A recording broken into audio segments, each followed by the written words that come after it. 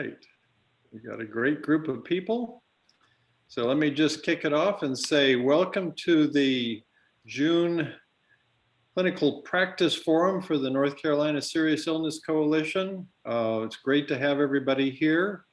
We're going to introduce Chris Morissette in a second. I think most of you know him, but thank you for joining. And I'll just say that our North Carolina Serious Illness Coalition is taking the month of July off from meetings, except for our Friday Facts. And if you're interested in that, just go to our website. So Chris, please take over. Yeah, and excellent. Well, again, just want to thank you all for joining today. And this forum is a product of the Clinical Quality Work Group, and I have the opportunity to co-chair that with Dr. Laura Patel, and I know a number of friendly faces here today. So a lot of great work going on within the coalition as well as the work group.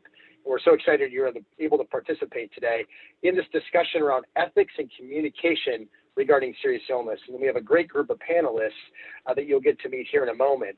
And I'd like to introduce our moderator today, Gary Gunderson, who is a Vice President for Faith and Health at Wake Forest Baptist, and he will be leading the discussion today. This team has had the opportunity to really dialogue together, and I think you're in for a real treat with some real experts today. So without further ado, Gary, so excited to have you moderate, and I will turn it over to you to guide us through. And then again, thank you everybody for joining today. Thanks, Chris. I feel like a basketball coach with 3 superstars. All I need to do is sort of roll the ball out onto the floor and watch them go. But I'm honored to be with you, particularly because this is not a normal webinar. Many of us spend time on educational webinars, which it's kind of easy to multitask and do your email while you're listening to someone do a PowerPoint. This is not that kind of thing. This coalition is about changing the lives of people at the end of their life and the families that love them and the clinicians that are called into the most profound time a provider can possibly have, which is the journey of very serious illness. So this is real work, not show. It's about not just making us smarter, but it's about making us braver so that we can be the people that people need us to be in this time. So this serious work, extraordinary group. I'm going to open it up to my extraordinary colleagues, Deb and John and Christine, to amplify or shrink their bio. I urge you to take in with some degree of wonder the life that these people have led that brings them to help us understand opportunities. Deb, John, Christine, sort of introduce yourself a little bit and then we'll leap into it. Well, I guess I'll go first since I'm the first speaker. I did have a whole other life before I started into the world of bioethics. I did organizational change, a lot of education around human dynamics. And so I think I do bring a real focus on communication to the work that I do in bioethics. I did get a degree. Dr. Moskop was one of my professors, and I consider him a mentor, and have been in this field for about 10 years. Most of you I first met when I was senior director of bioethics and spiritual care at Novant Health. I retired from full-time paid work. I think that the Serious Illness Coalition is keeping me really busy. And I am in an adjunct faculty appointment at UNC and an associate with the Bioethics Center there. Yeah. Thanks, Deb. John? Hello, everyone. My name is John Moskop. I am a faculty member at the Wake Forest School of Medicine. My area of expertise is clinical ethics. I chair the Clinical Ethics Committee at Wake Forest Baptist Medical Center. Before I came to Wake Forest in 2009, I was a faculty member for a very long time at the Brody School of Medicine at East Carolina University. So that's probably enough for me. Christine. Hi, I'm Christine Lau. I am Vice President of Serious Illness and Care Management at Telios Collaborative Network, and where I'm blessed to be able to work with nonprofit palliative care and hospices. And I serve primarily as a palliative care coach for operations, as well as helping to elevate the role of the nurse and social worker. And that is kind of the perspective I'm bringing. I am both a registered nurse and a licensed clinical social worker. I also have my advanced certification that came out about 1.5 years ago, which I strongly encourage. And, you know, I've been in the field of palliative care specifically for about 20 years. And prior to that, oncology. And, you know, as a nurse and also as a licensed social worker, you know, been in the role as on the clinical team of, and often the one tasked with figuring out, okay, if this person's not able to speak for themselves, how do we move forward? And we know how convoluted and challenging that can be. And so really wanting to make sure that we address that as one of the many things we'll talk about. So very pleased to get to be part of this very esteemed group for this presentation. Thanks, Christine. So the subject of our time is ethics in the context of serious illness. As the panelists, and we had a chance for dialogue a couple times in recent months, John Moskop once commented, there's an embarrassment of riches of potential things to talk about for if you are a professional ethicist in this context. I mean, there's just no end of things to talk about. And so the challenge of our time together is to find the things that are most important to talk about, primarily with people who are not professional ethicists, who have not given the time that Deb and John and Christine have done to understanding the ethical complexities at the end of this. I'm just sort of saying this to say, it is our job as panelists to be servants of what you want to know, not just listen to what we may find interesting. So I urge you to use the chat function to ask questions. Say, I don't understand that. What was that word? There's very different levels of familiarity with vocabulary amid those online. So please use the chat function. Right now, a lot of folks are using it to introduce and locate themselves. That's brilliant and helps us. But also use chat function to ask questions, let us know, and sort of seize control of our time together. We want this to be your time, not our time. So with that, Deb, I'm going to turn it over to you. Thank you. Okay. So I'm going to talk about the ethical obligations that I believe we owe to patients with serious illness. I think John's going to then share some of the moral dilemmas that arise in caring for these patients, and Christine is going to round it out with her clinical experience, and I think talk about some of the tools that might help mitigate some of these issues. So I think that some of the things that we do in healthcare rise to the level of an ethical obligation without realizing that that's what it is. So I think that as patients with serious illness are approaching end of life, I think we have an obligation to keep them, one, fully informed about their illness and its progression and the options that are available to them as their illness progresses. And two, that we know and honor those wishes. And knowing means that we have to do something to elicit those wishes, right? So that sounds pretty straightforward, right? We're going to give them we're going to keep them informed, and then we're going to know and honor. But that turns out to be actually quite difficult to do. And so I wanted to talk about some of the things that complicate that process. I think in our culture, we know, the people in this group know, that we tend to avoid talking about death and dying in the United States culture, particularly.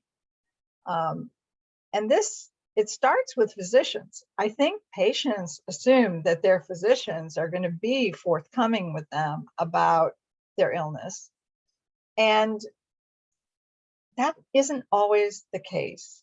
So sometimes the conversations don't happen. In one study, less than a third of patients with an end-stage diagnosis reported having an end-of-life conversation with their doctor, less than a third. Sometimes it happens late in the process. In several studies, it has been shown that patients with advanced cancer have their first conversation with their physician 33 days or less before death.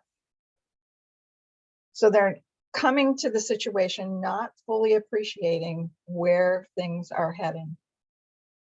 And the reasons for this are many. There are lots of barriers that clinicians cite for not having these conversations, that there's time, of course.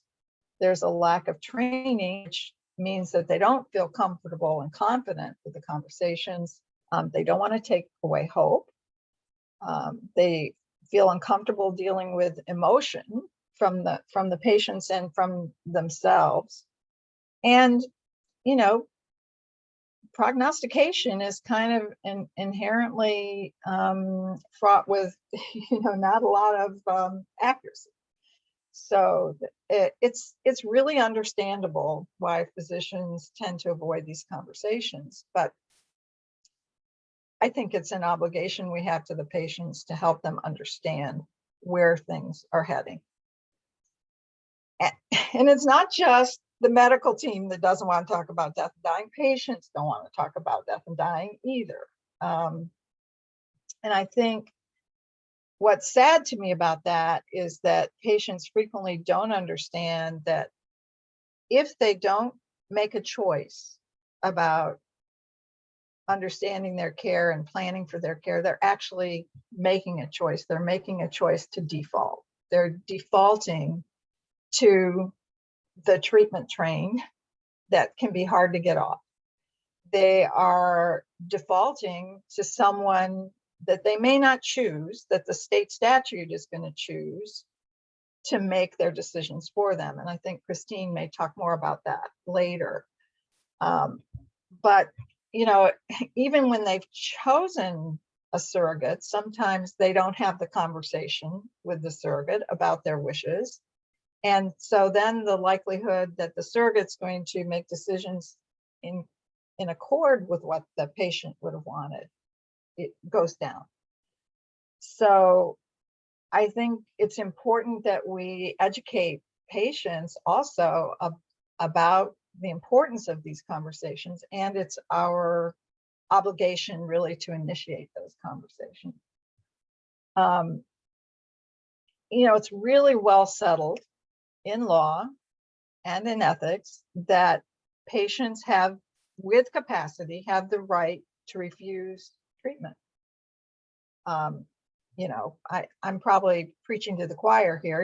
You've heard of the Cardozo statement that every human being of adult years and sound mind has a right to determine what shall be done with his own body, from 2014. That's why we have his. And that was in a different context, but it's oft cited as really the beginning of the patient rights movement that says that we get to decide. And I'm sure you know about Karen Ann Quinlan and her parents seeking court approval to withdraw the ventilator when she was in a persistent vegetative state. What many people don't know is that because of their religious beliefs, they did not withdraw artificial nutrition and hydration, and she lived for another 10 years in that persistent vegetative state. The Nancy Curzan case extended the right to withdraw to artificial nutrition and hydration. And it also said, importantly, that states can establish the criteria for what a surrogate needs to know what the standard is for a surrogate, knowing how to make decisions in that patient's behalf. These are all end-of-life cases, right? They're all talking about patients in persistent vegetative state. But patients actually have the right to refuse treatment long before that. But if we don't tell them what's coming and that they have that obligation, or they have that right, we have the obligation, I think, to tell them that they have the right to choose to go forward or not, then they aren't going to know that they have that. There are some patients who do not want to discuss their prognosis and diagnosis, right? They would just as soon carry on. They're worried that maybe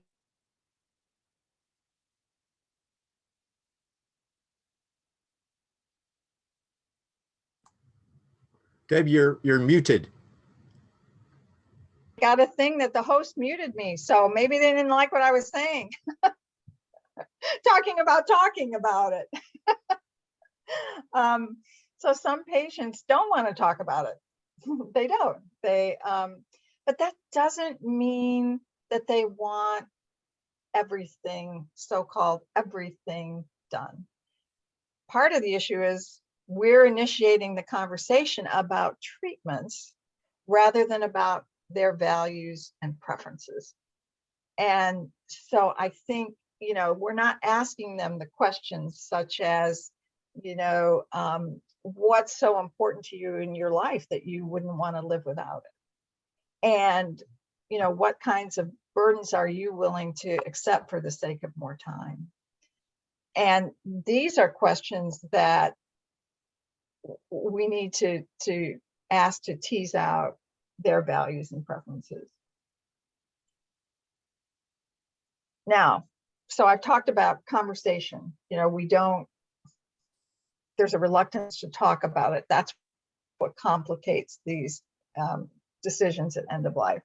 The other thing that's really complicating it is that we live in a pure pluralistic society. And so values and preferences differ, right? So we have different religious beliefs, different views about the nature of suffering, different experiences with the healthcare system and how much it's trusted, different views toward risk and probability. We can have someone who will say, hey, I'm in really good health. I don't care if I have this lung tumor. I know I'm going to beat it. Or somebody who says, I want treatment even if there's a 1% chance that it's going to be effective for me. So those values are different. And surrogate concordance can then complicate the matter more. And John, I'm sure, is going to talk about that. So the other thing complicating it, the last thing I want to talk about, is that patients change their mind. We just don't have any dress rehearsal for death. We may have experiences from people we know who have died that inform what we think we want. But being in that situation is really different. And I've seen patients change their mind in both directions. People who thought they had a really high pain tolerance and a really strong fighter mentality, who at some point said, you know what, this isn't what I bargained for. I want to stop. And we have others who don't think of themselves in that same way, who keep plodding along and for whatever reason that's in their value system, want to continue treatment beyond the point where maybe the healthcare team thinks that's advisable. So, as I said before, prognostication is sort of inherently inaccurate. Each person's different. Each body responds differently. And so all of these factors complicate. Our goal to communicate, to help people understand where their disease is heading, and then to know and honor is the aim, but there are all these intervening phenomenon. And so I'm going to turn it to John because I think he's going to talk about, okay, now we get to the bedside. Maybe these things haven't been done, or maybe they have, but something's changed. And now what kind of moral dilemmas happen at the bedside? John is not just a gorgeous bow tie. This is a perfect setup for the issues that he's dedicated his life to deal with. So Deb, thank you for getting us started in exactly the right direction. John? Thank you, Gary and Deb. I'm pleased to be a part of our clinical practice forum today. And I'd like to start with a question, especially for the clinicians in our group. And if we were in the same physical space, I'd ask for a show of hands. But of course, we're not able to do that in an easy way. But here's my question. Have you experienced or observed difficulty in reaching agreement with patients or families about treatment choices for serious life-threatening illness? Now, when I am speaking to clinical audiences, almost everyone raises their hand. 90% of people probably, yeah, see, Catherine's raising her hand. And that mirrors my own experience as a clinical ethics consultant. The large majority, about 75% of requests for ethics consultation have to do with end-of-life care or serious illness care treatment choices. So I want to focus on those disagreements, those conflicts in my remarks today. And I'm going to address three questions. First, what are these conflicts about? Second, what are their causes? And third, how can clinicians resolve them? What are some strategies for resolution? And I'll be expanding, I think, and elaborating a little bit on some of the comments that Deb made. Well,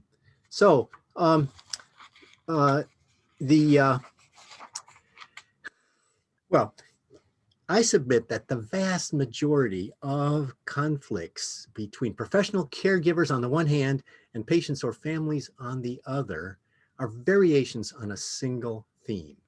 That is, the two parties can't agree on appropriate goals of care or treatment priorities. So one party, it could be either the treatment team or the patient and family, believes that cure or life prolongation is the most appropriate goal of care, and thus life-sustaining treatment should be initiated or continued. The other party believes that improving quality of life or a peaceful death is the most appropriate goal of care, and thus life-sustaining treatments should be withheld or withdrawn.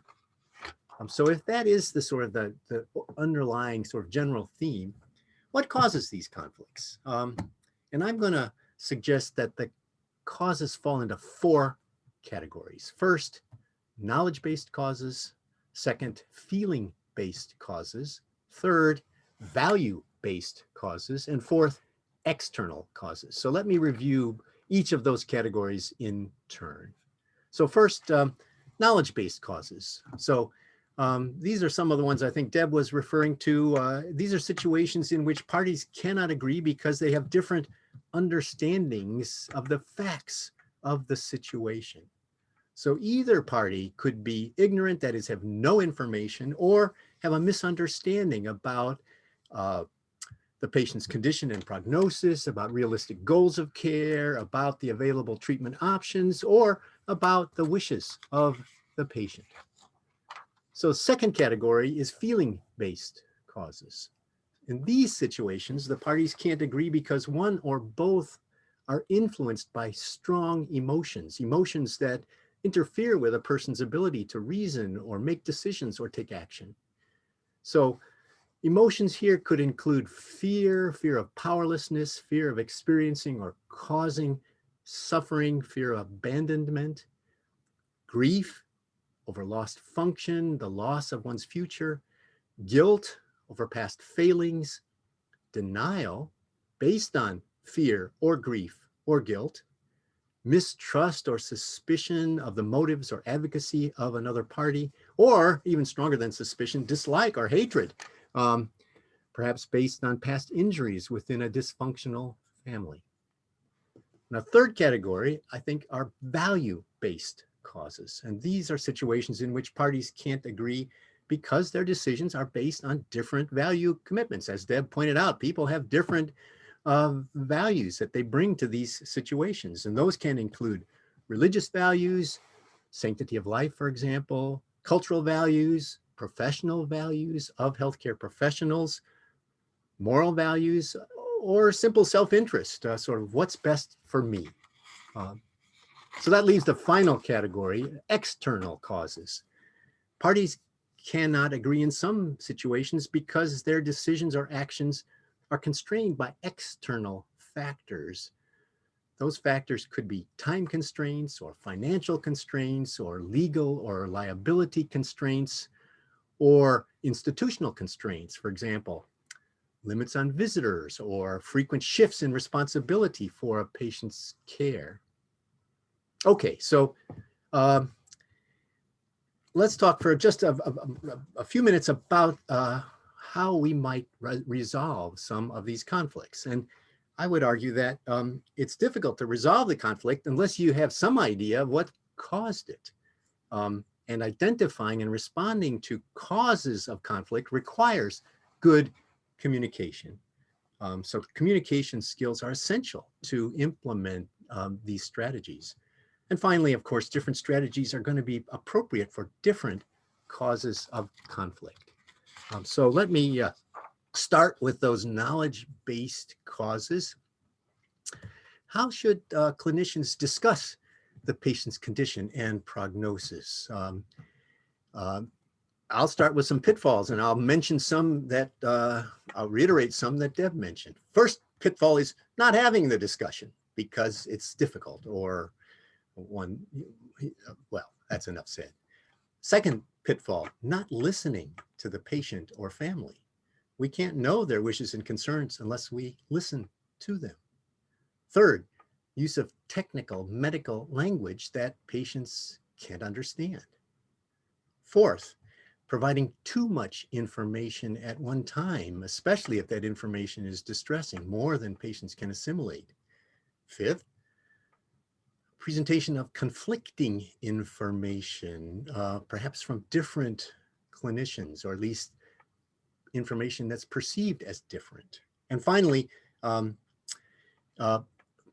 providing over-optimistic prognoses in order to give hope, or perhaps to avoid a difficult discussion about dying.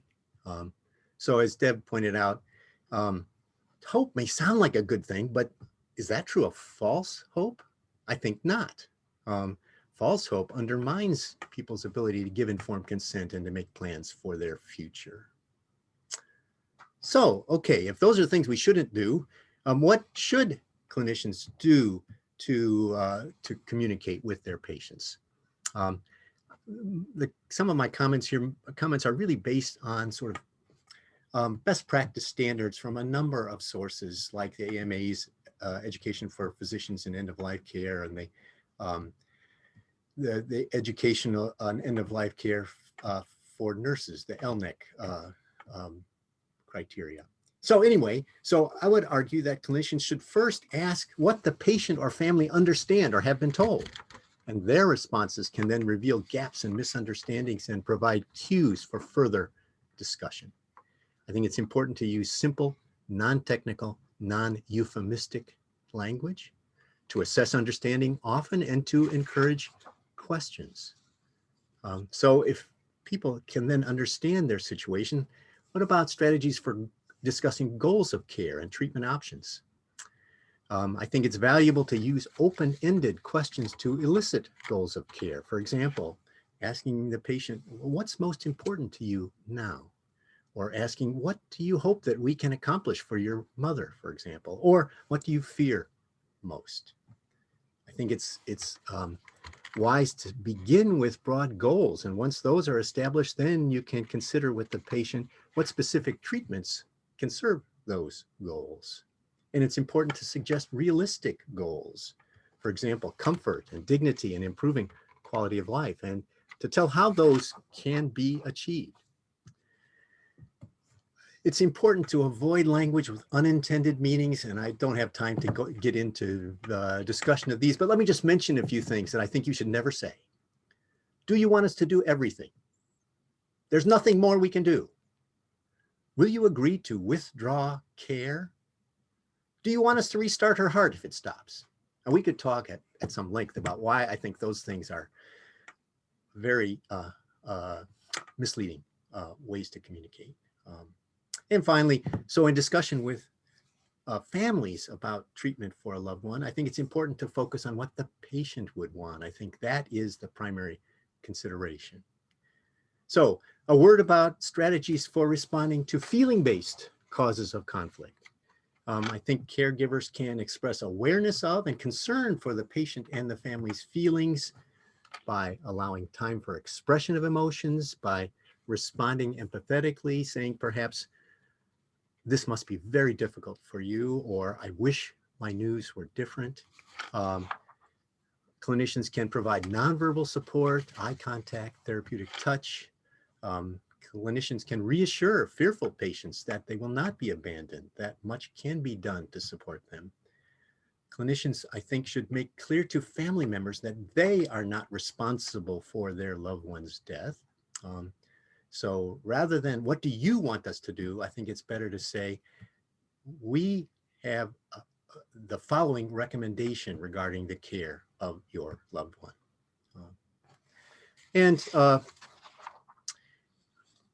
Let's go on and talk briefly about strategies for value-based causes of conflict. These are some of the most intractable and difficult, I think. But there are some things that caregivers can do. They can elicit and acknowledge the patient's values, let the patient and family know that they are heard. Clinicians can explain their rationale for their treatment recommendations, and then seek common ground, seek compromise solutions based on shared values. It's important to keep the patient and family informed about changes in the patient's condition and prognosis. Those changes may improve prospects for agreement. Finally, just a few strategies for responding to those external causes of conflict.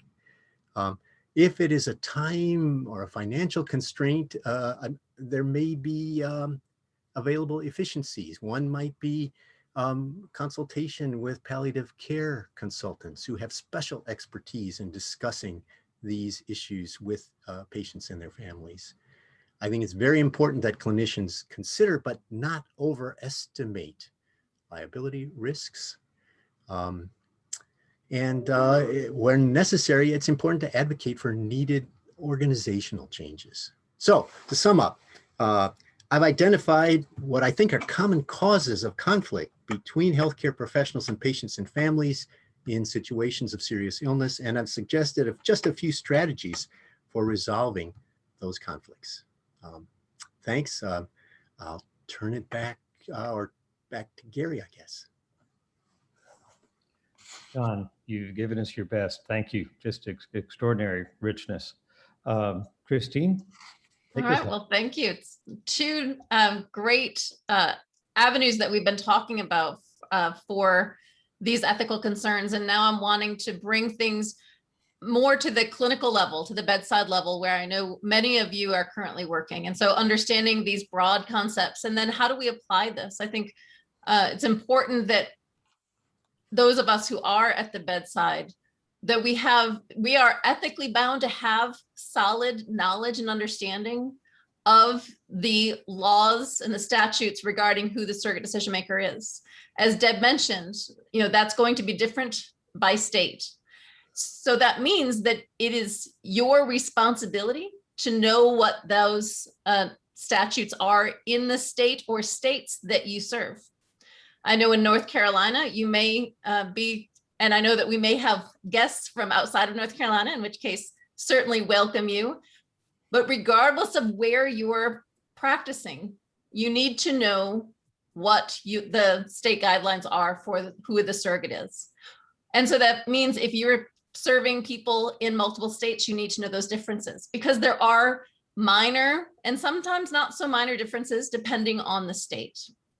So what I would like to do is to go over what the North Carolina statute says and answer common questions that I often have fielded regarding that order of authority, as it's stated, for who can make decisions in the event that the patient themselves no longer has capacity for the decisions at hand.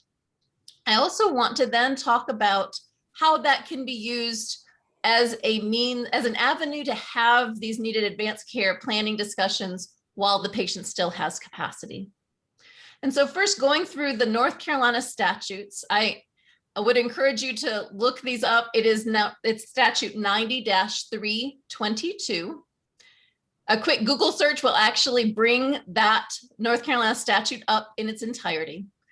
And it's helpful to read from the law so that you know that you are providing accurate information. I had previously, when I was working at the bedside, had a handout that had one side was the North Carolina law, because that's where I was practicing. And then the other hand, common questions of who makes my decisions if I can't. And so in North Carolina, as many of you may know, but not wanting to assume everybody's level of knowledge, so to level set, in North Carolina, if a person is determined by two medical professionals to not have the needed capacity to make the medical decisions at hand, then there is what's called an order of authority for surrogate decision making. And so this is in the absence of the patient's capacity. And so then we go through a specific order. The first would be if the patient has been appointed a guardian. Somebody who has a guardian, that's a court process, and it's an important distinction between capacity and competency. Capacity is something that medical professionals can determine. That's a pinpoint in time. At this moment in time, do they have the capacity to have the judgment and consistency and understanding to make a decision? And that's obviously going to change over time, and it's going to be specific to the decision. So certainly somebody can have capacity to determine what they want for lunch, but not necessarily capacity to determine if they should have surgery. And so understanding the differences between capacity and competency is important. And so with competency, that is a legal term that is not something that anybody outside of the court system can determine. So competency is if somebody is deemed to be not competent, they will be appointed a guardian. So for that order of authority, the guardian would be the legal decision maker. In North Carolina, if that person had previously created a healthcare power of attorney, that healthcare power of attorney would still be the one to make decisions unless the clerk of courts has changed that. And so that is a common misunderstanding. People think that, well, if they have a guardian, that supersedes everything. Know that in North Carolina, if they have a healthcare power of attorney, you should still find out if that has been overturned by the clerk of courts. If not, then the healthcare power of attorney makes the decision. Now, most of our patients don't have guardians appointed. And so the order in the absence of a guardian is a healthcare power of attorney. This is ideal, right? This is somebody that the patient themselves has chosen as their decision maker. And we will talk about the importance of having those conversations and encouraging that creation, which I know those of you who are working at the bedside are doing. So if there's a healthcare power of attorney, then it is that healthcare power of attorney. In the absence of a healthcare power of attorney, it would be the spouse. That seems straightforward. I would encourage that when you're assessing this, you ask the question if the person has been legally married.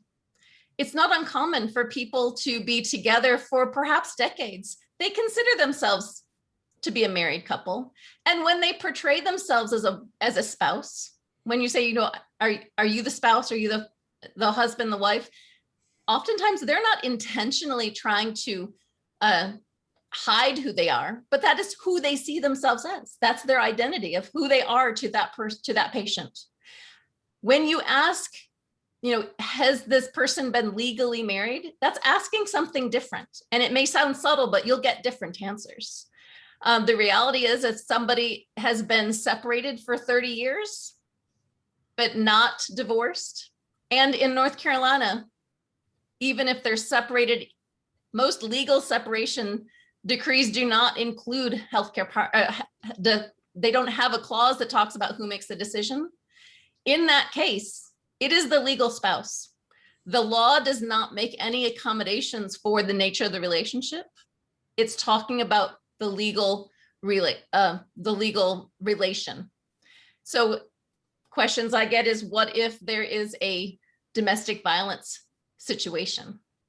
The law states that it would still be if the spouse is accused of abuse, it's still the spouse. I had a very tragic case where I was helping to care for a patient who was in the intensive care unit, neurotrauma intensive care, due to having been beaten. The accused person in custody was the spouse. The patient had urgent medical decisions that needed to be made given the severity of her injuries. Legally, we were required to reach out to the spouse, even though he was the one in custody. So this does speak to where there's oftentimes tension between what we feel is ethically correct, what we may personally feel is morally correct, and what is legally obligated. So certainly when you come up into those types of situations, I do encourage you to engage your ethics committee, engage the teams around you. I'll tell you that in what we did is went through the jail, contacted that legal spouse, and made it very clear that they have the right but no obligation to serve in that role. And I think that's important to understand. This is the order of authority of who has the rights to decide, not who is obligated to decide. So nobody in this order is obligated, except I would say the court-appointed guardian. Everybody else can choose to step aside, in which case then we follow the order with them, who would come after. So in that case, creating a situation where it felt easy to say no and not like they were abandoning. In that situation, the spouse actually said, no, I need to do the right thing. I need to make decisions. In which case I just calmly stated, I want you to know that you have time. And if you want to consult with your lawyer, I want to encourage you to have the support you need to make the decision. Again, I was trying, my goal not to be to lead, but certainly to make sure that there was an abundance of support and guidance from perhaps the lawyer. As you can imagine, the lawyer suggested that he step aside and not make decisions. So this can be a situation where there are very challenging scenarios. So for spouse, I want you to understand that it's the legal spouse. If your state does not have a common law marriage law, then it does not apply. North Carolina does not have a common law marriage. So there is no such thing as a common law spouse. So after spouse in North Carolina, it would be adult children and parents equally. This is an interesting difference between South Carolina. If you were practicing in South Carolina, not far away, in South Carolina, it's legal, it's adult children, and then the next line would be parents. In North Carolina, it's both, all of them. And the law states reasonably available, the majority of the reasonably available. I personally come from a very large family. My 90-year-old father had been recommended to get a TAVR. He did very well, but prior to that, knowing that my father was the oldest of 12 children, I talked to my grandfather about appointing a healthcare power of attorney, because without it, had something happened, the reality is it would be all 12 children, reasonably available. Now, you can imagine most families can't agree what they want on pizza. It's going to be difficult for 12 children to agree what to do if something happened to dad. And so, but recognize that your obligation is to make a reasonable effort to contact them and include the majority. Now that means if, say the parents are deceased and there are 5 children and 3 are there, you still have an obligation to contact all 5 children. You only need 3 of them to agree. but you have a legal obligation to contact all of them. After parents and children, it is it is siblings. Oftentimes there's a thought, well, that is the oldest, again, it's the majority of reasonably available. And after siblings in North Carolina, you have the option of somebody who knows the patient well and who can, I'll read it. It's an individual has established relationship with the patient who is acting in good faith on behalf of the patient and can reliably convey the patient's wishes.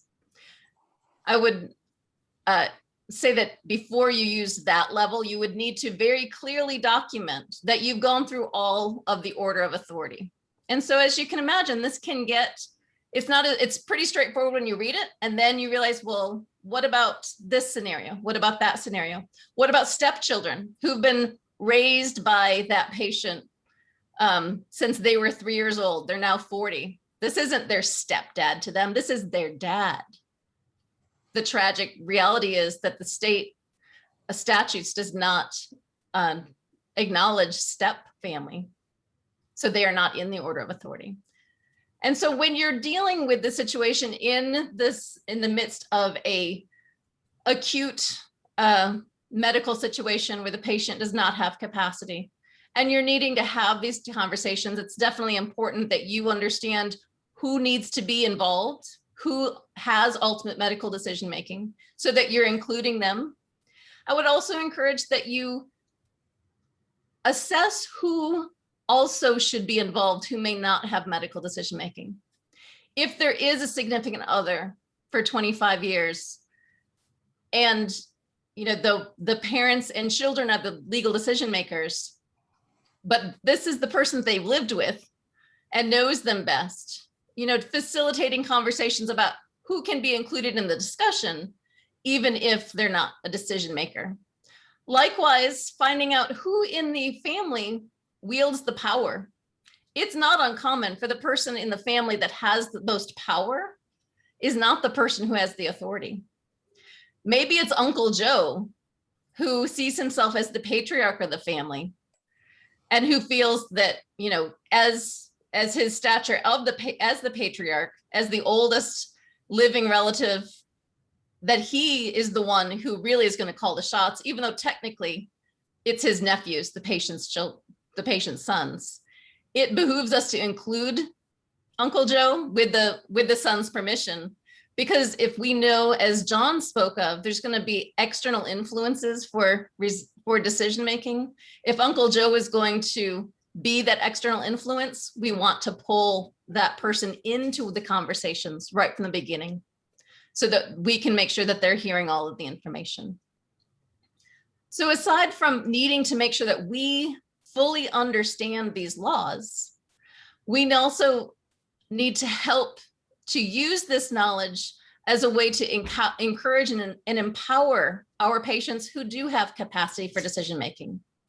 As Deb and John talked about, these are not conversations people want to have. But I will tell you that determination of who they would want to make their decisions is an easier entry point to these conversations. And one way of getting your foot in the door to have these conversations is just to provide the information of saying, I want to make sure that no matter what may happen in the future, that we honor what you want. And that includes if you ever couldn't make decisions, I want you to be the one to tell us who to talk to, not some piece of paper that has the law on it. So I want to share with you, if you did nothing, here is who would be your decision maker, and go through this order of authority. I will tell you, most people are unaware that it's not maybe the oldest child, or that it's not just whoever's at the bedside. And oftentimes this is very motivating for people to be willing to engage in these conversations.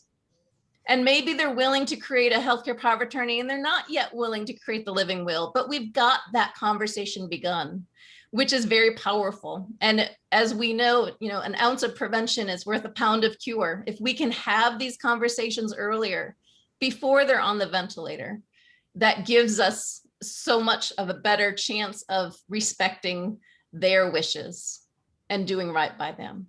Christine, is Gary. So I want you involved, take this as my invitation to be involved as I approach a point in my life where I need someone as wise and thoughtful as you. I hope you or someone you've trained is there. And Deb, ditto, John.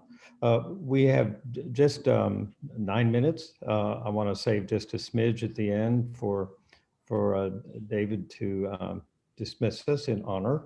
But there have been some questions in the chat, particularly picking up on this idea of non-euphemistic language and Ann Elmore's very specific questions. So what does this mean for a clinician who is in the process of identifying and contacting all this stack of authorities? I cannot imagine physicians knowing that and in the moment being able to figure that out in the right order, and who actually calls the the 11 other children. Oh my goodness. And please, I'm asking that question, but I'm really asking it of all three panelists. I would say as a social worker, that's often when social work would be engaged. So in some agencies, it's chaplaincy is also very skilled at this. It's really oftentimes the social worker and chaplain who are looked to figure out, it's like, okay, where do I start? Who does have medical decision making? And then doing the arduous process of tracking them down. Now, the law is rather vague. It says that you've made reasonable attempts, and certainly what level of what the acute nature is. If somebody needs to have neurosurgeon surgery immediately, and a decision has to be made right now versus, in the next 4 days, are we going to place a PEG tube for nutrition or not, is going to determine that process. But I would encourage those of you who are fortunate enough to have a team to pull on your team to utilize those team members. I think chaplains and social workers are going to be especially skilled at being able to have these conversations, both with those who we need to track down, as well as those who maybe are the closest to the patient, but are not in that order of authority, and being able to traverse those conversations in a compassionate way as well. Thank you, Christine. So Deb, John, this is very close to the last word. Well, just a quick word about non-euphemistic language. I think that's just part of being clear and saying things in ways that people can understand. I think that the job of the clinician is to convey his or her own impression of what the situation is that is confronted by the patient. And if the clinician is unwilling to mention a risk of dying or survival chances and so on, doesn't want to give a prognosis, then that will likely mislead or not give the patient the information that they need. Now, I understand this is tricky, and some folks will be uncomfortable in hearing more direct language. And if that's the case, as Deb was saying, you could start off by asking patients how much they would like to know, how much information they would like to have about their illness, or whether they would like to have someone else help them make these decisions who can receive that information. So there are strategies here, but I'm just saying I don't want people to not address the seriousness of the illness if in fact it is a serious illness, a life-threatening illness, a terminal illness. Because that's, that will help people make better decisions. So that's my thought about that. I know when I was a layperson at my first hospital job in Memphis, I found myself co-chair of the ethics committee, and I noticed some years went past before I encountered anything like a really complex ethical conundrum. It was in almost every single case a time when people simply didn't know how to speak in clear language. to the patient and family. Deb? Yeah, I would want to respond to the question about when do you need an ethics committee engagement? And I would say, call the ethics committee anytime you feel like there's tension in the situation that it's difficult for you to resolve. I don't know about you, John, but we would always say, call us. We would rather say, hey, we can refer you to somewhere else, or this really isn't an ethical issue, which is rare. But we're never worried about being called too early. We're frequently called too late. And sometimes then the positions are really, really intractable, and it's a lot harder to use some of those techniques that John was mentioning. And I also just would want to say one thing about some of the things that you were mentioning, Christine, because you were taking truly a very legal view of how to interpret some of those differences, you know, or some of the issues around the edges of that hierarchy. And I think there are different systems who would take a little bit more willingness toward risk to put the ethical issue in front of the legal issue. You know, so for instance, maybe the spouse is not legally divorced, but there's a belief that they're not acting in the patient's best interest. So I think each system has its own tolerance for risk, and that's something you have to kind of suss out, you know, when you're working in a particular system. Yeah, Deb, I think that's an excellent point. And working closely with your risk management and your ethics committee, if you're working within an institution, to understand the culture. But you're absolutely right. And that's often when you feel that tension, if your agency is one that takes a more legalistic approach, pulling in your ethics committee. When you feel that tension, I think you're so right, Deb. If there's tension, call your ethics committee. So I want to first of all express my gratitude. This has been a learning experience for me at every single step, from the invitation through the conversations leading to this, and up until the very last comment from Christine. So thank you for the generosity of really a richness of intellect and insight and experience, just extraordinary. And I want to express my gratitude that there's a coalition working on this, and that this isn't a one-off webinar. There's a body of active labor to help us change our organizations and legal frameworks and the context in which we try to make the right thing happen in the lives of people that we love and care for. So I want to thank the fact that the coalition exists and is a sustained body of work. And David, with that, I want to hand it to you to have the last word. Oh, you're very kind, Gary. This has been wonderful. Thank you all so much. And thank you, Gary, for playing that challenging role of being a moderator. It's always a challenge to weigh all of the questions and work with the panelists. So thank you. We really appreciate it. Deb, John, Christine, you've really laid out some amazing points here, and the fact that we've had so many people engaged is indication that they really needed and wanted to hear about this. So thank you. And I'll just mention, Christine, thank you for putting the legislation in the chat.